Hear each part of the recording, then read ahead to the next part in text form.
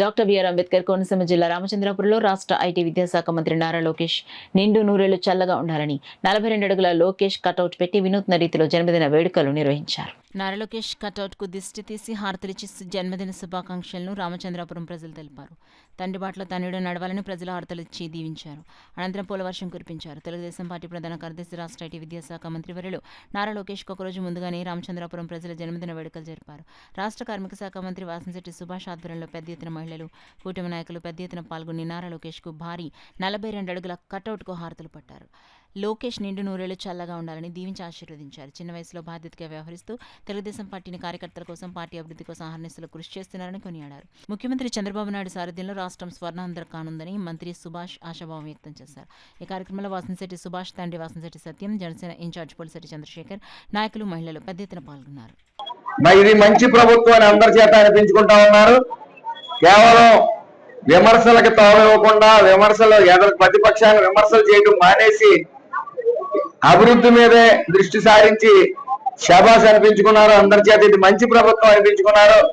మరి ఇందులో కీలక పాత్ర వహించిన లోకేష్ గారికి ప్రత్యేకంగా ఈ రోజు అందరం కూడా ఈ పుట్టినరోజు శుభాకాంక్షలు తెలియజేయడానికి ఆయనకి చిన్న చిన్న దిష్టి తగులుతూ ఉంది. అవన్నీ పోవాలని మహిళలందరూ కూడా ఈరోజు దిష్టి తీయడం జరిగింది. అలాగే ఇలాంటి పుట్టినరోజులు మరెన్నో జరుపుకోవాలని ఆంధ్ర రాష్ట్రాన్ని సువర్ణ ఆంధ్రప్రదేశ్ గా తీర్చిదిద్దుతారనే నమ్మకం ప్రతి ఒక్కరిలోనే ఉంది.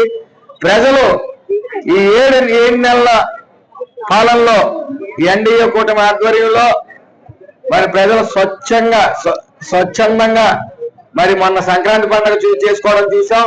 స్వచ్ఛందంగా అందరూ ప్రజలు సంతోషంగా ఉన్నారు.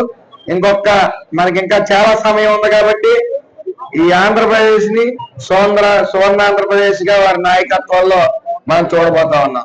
మన నారా చంద్రబాబు నాయుడు గారి వారసుడు, అదేవిధంగా మన కూటమి ప్రభుత్వం ఏర్పడడానికి ముఖ్య కారణమైన లోకేష్ బాబు గారి 42వ జన్మదిన శుభాకాంక్షలు తెలియజేస్తూ ఇక్కడికి విచ్చేసిన మహిళలు, కార్యకర్తలు, జనసేన, టీడీపీ, బీజేపీ నాయకులకు, కార్యకర్తలకు కూడా ప్రత్యేక ధన్యవాదాలు తెలియజేస్తూ ఇలాంటి పుట్టినరోజులు మన లోకేష్ బాబు గారు 100 సంవత్సరాలు కూడా చేసుకోవాలని చెప్పేసి మనస్ఫూర్తిగా కోరుకుంటున్నామండి.